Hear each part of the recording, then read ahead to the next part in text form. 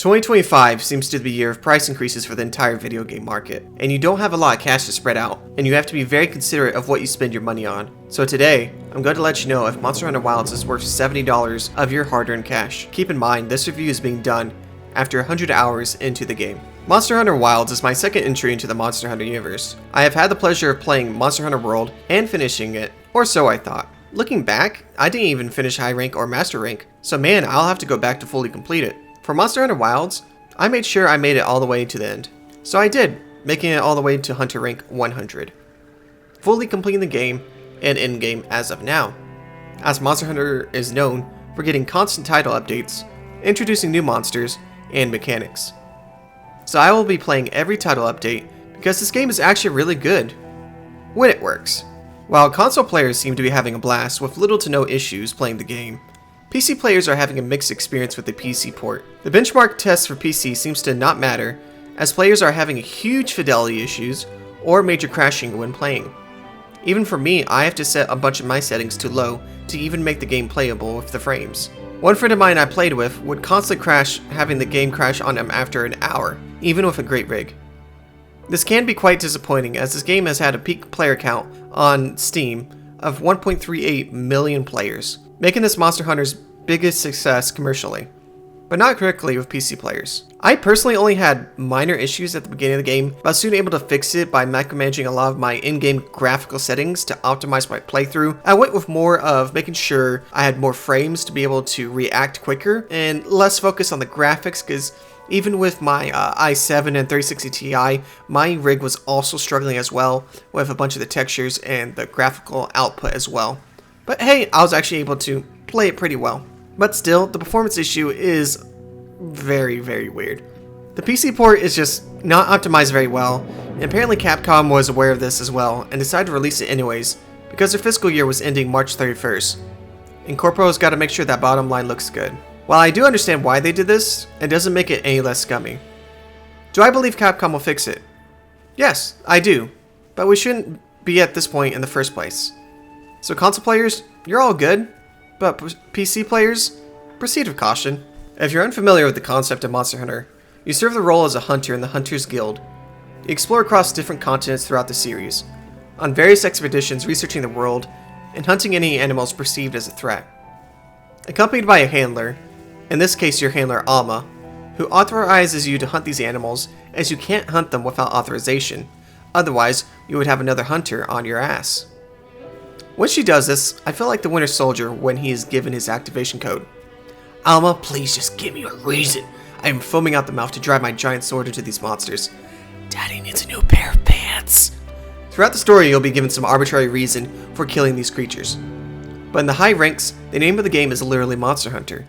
You're here to track monsters, hunt them down, clash against them in a heroic battle that is always a cinematic masterpiece every single time. You skin them, turn them into a fashion statement, find harder ones to test your strength, rinse, repeat. If you enjoy this game loop, you'll be in for a blast.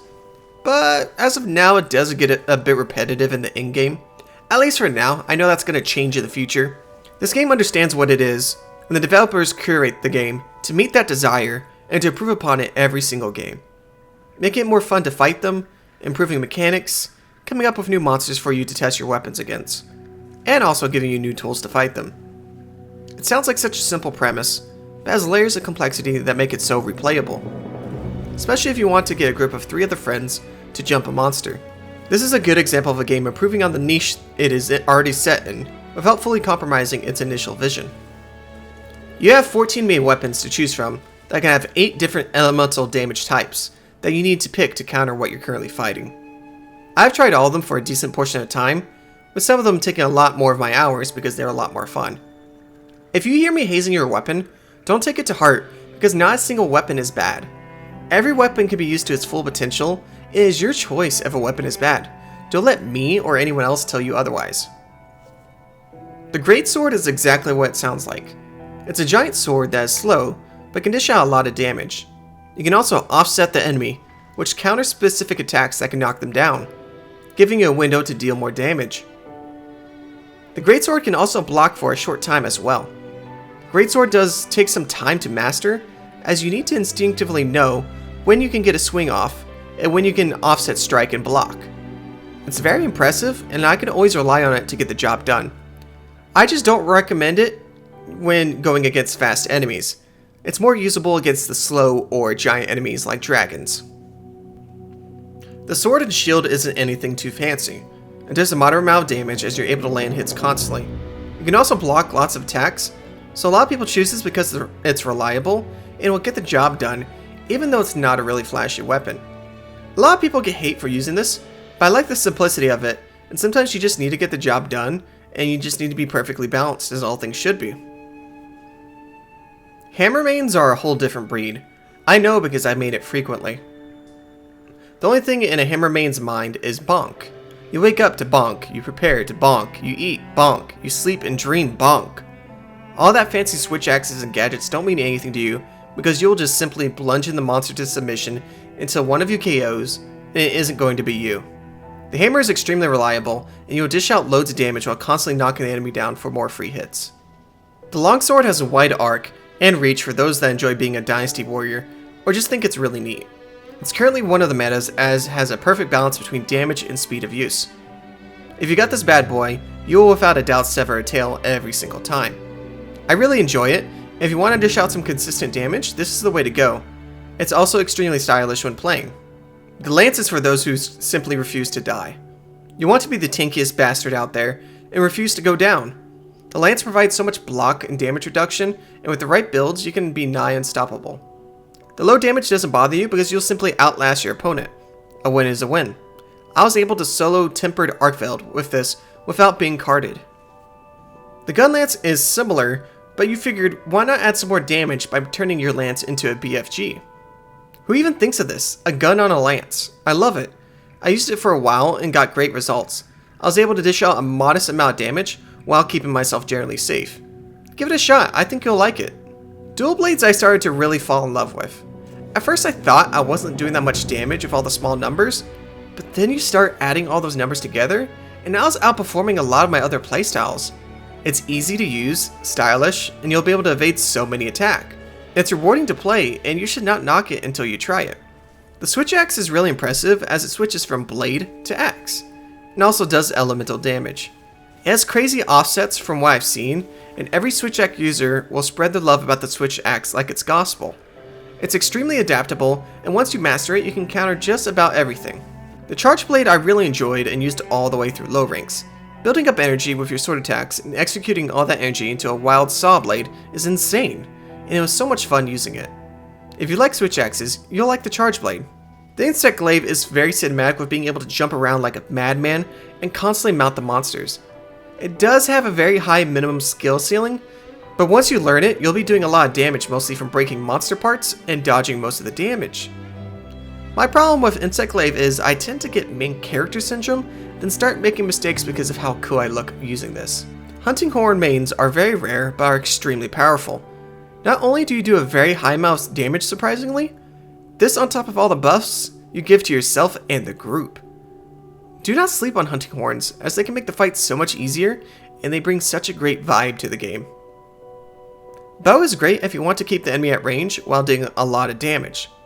The bow has various ways of attacking such as close arrow blasts, coatings to change your damage type, and a giant spear that cuts throughout the entire monster. Also, when there is wounds, you can hit every single one at the same time and don't have to wait to line up a shot. Bow is really awesome and is worth learning. I just wish I was good at it. Light bow gun is kind of your basic assault rifle. I don't have a lot of experience with it to judge it, which is telling because it never really caught my interest and just felt kind of lacking when I played it. Maybe I'll change my mind in the future. Heavy bow gun is if you like miniguns and just want to mercilessly suppress the enemy with constant fire. You won't be very mobile, but that doesn't matter to you as you rain Hellfire. I didn't like using this in solo missions, but it works very well in groups.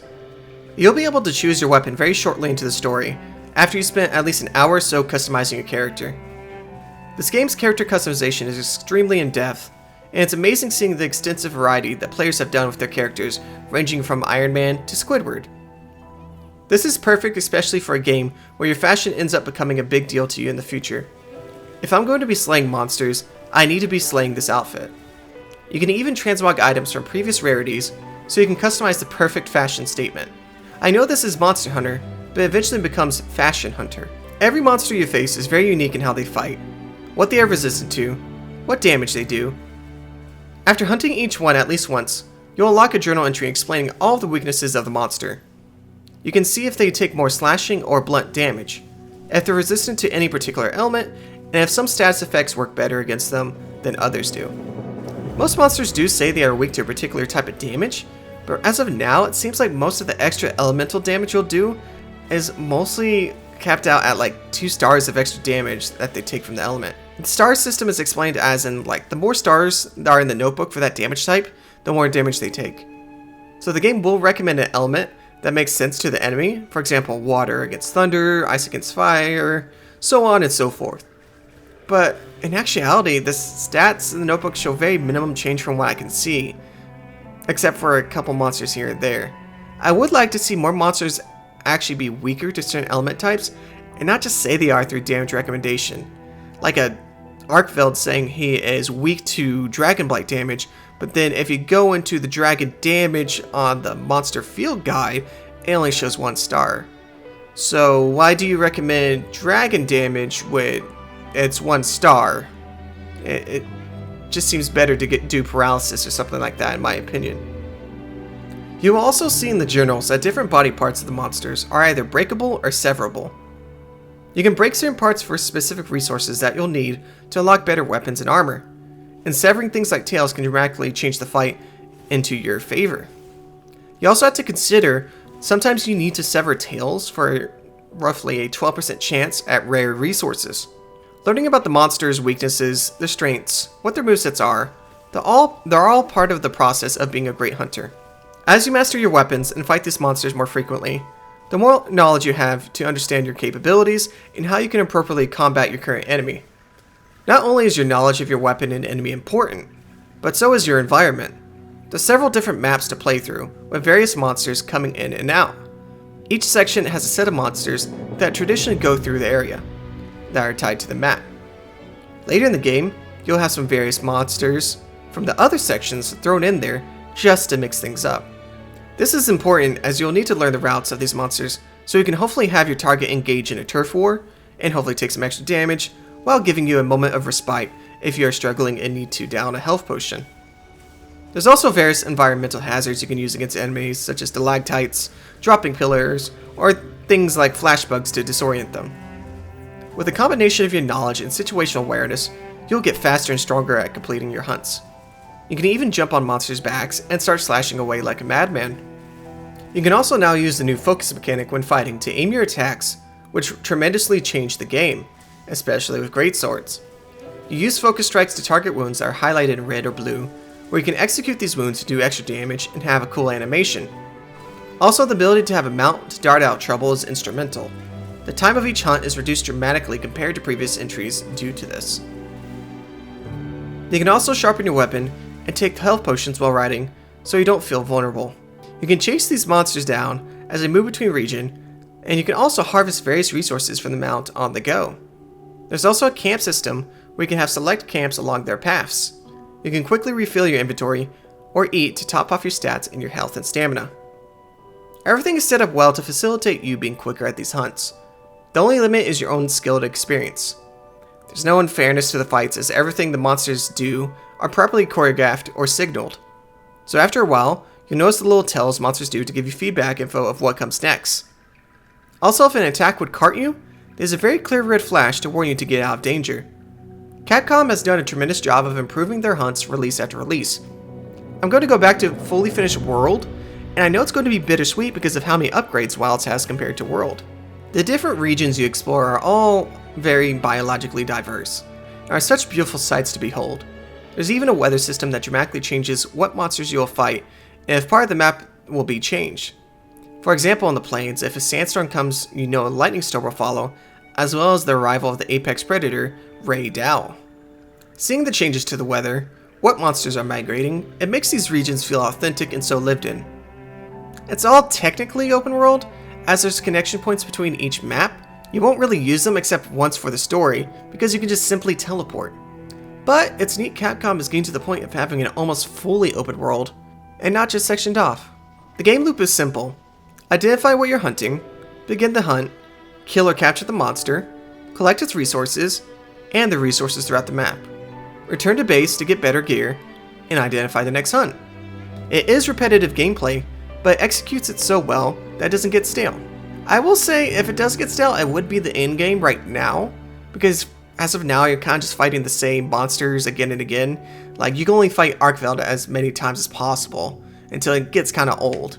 I think they can fix this by making supercharged versions of the lower tier monsters, and I think the staleness would get better. For example, I would love to see us fight some juiced up Chatacabras with some new movesets just to throw us off a bit and have to adapt. Or throw some fixes that change the way you fight certain enemies. I know we will get monsters later on, but I think supercharging the really weak ones to be insanely hard would be fine and more engaging instead of fighting Arkveld for the 100th time. The in-game gear and trying to upgrade them can feel extremely grindy, which wouldn't be too bad if, like I said, more of the monsters had insanely stronger versions instead of fighting Arkveld for the 100th time. I do enjoy the artisan weapon system, getting these extremely powerful weapons I can customize if I found the proper parts for and continuously upgrade them.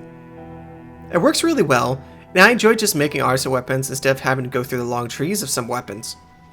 I do wish the armor would get the same treatment, because I would love all my armor pieces to be able to have 3 slot gems to really expand my build. Also, I forgot to mention it, but having the ability to have 2 weapons now is great to be able to adapt to certain situations. Problem is I wish you could switch them on the spot and not having to call your mount every single time. It can really break the flow of the fight. There's some instances I need the split-second reaction to put a status on an enemy or to get that stun, or to switch to a ranged weapon while my friend is mounted on the back of a dragon, so while the dragon is moving, I'm not hit by his AoE effect. Speaking of friends, the multiplayer community is great here. Everyone has been extremely helpful, and all are willing to coach you up. You do get these purist veterans now and again, but they are few and far between. Hunting with the boys is so much fun, and there's so much shenanigans we get up to, like my friend Omnicat being picked up by a Raphlos and being yeeted across the map. If you're struggling to win a fight, you can always send up the SOS flare. Most of the time someone will answer, but even if they don't, the game will give you 3 other competent NPCs that will carry the fight for you. It's super helpful for those who aren't very sociable. The game is also completely cross-playable between PC and consoles. The little emotes are also so hilarious, and I hope Capcom doesn't remove custom emotes, because I chuckle so hard at the ones I see like, they hit the Pentagon, or I'm gooning, and a whole lot of obnoxious hilarity. Capcom, please don't take this from us. Overall, the gameplay is absolutely solid, and Capcom knows what they are doing with Monster Hunter. They keep taking all the feedback from previous installments, and keep improving this franchise and making it better and more user-friendly. Now, if only they could take the feedback about the nonsensical UI, because sometimes I can get lost on it, and it's ridiculous. The story does a fair job of transporting you from one monster after the other, and properly introducing them. Monster Hunter at its core though is a boss gauntlet, and that's exactly how everyone wants it. Which you'll find most people actually skip the story, including a lot of my friends because they could care less. I actually sat through the story so I could properly assess it. I want you to take into account that Monster Hunter players for the most part could care less. They're here to fight monster with big sword, everything else is extra. With this being the case, Capcom took the liberty of making these cinematics way too long and completely drawn out. Yes, Capcom, I get it, your character models look gorgeous, absolutely gorgeous. But when can I plant my big sword into the monster's head? They are huge improvements compared to World with the fidelity of the scenes. Alma is absolutely beautiful, and so is Gemma. It's nice that Eastern studios actually strive to make their characters look gorgeous, unlike Western studios. If I'm playing a game, I want to see pretty things, or I want to see things that are dark and conflictive. Anything that's mid just doesn't work. Dialogue in these cinematics, I gotta say, is kinda mid. It's mostly just exposition dump after exposition dump, with so many things being said at the same time, not saying a lot. There's no drama, no feeling of conflict, no tension. It's always, oh wow, what's that over there? Oh come on, we can do this, team. None of the characters have any worthwhile arguments with each other, or any development. Everyone just gets along. If you're gonna do cinematics at all for Monster Hunter, either go all out with compelling stories and backstories, or just make it short and to the point. Don't bloat them with a bunch of word salad, just so players can spend more time seeing how pretty the world looks. There are a few scenes here and there that are pretty cool and cinematic, but they're more of an exception and not the rule. And Nata, oh lord, Nata. Nata is single-handedly the worst part in a lot of these cinematics in the entire game.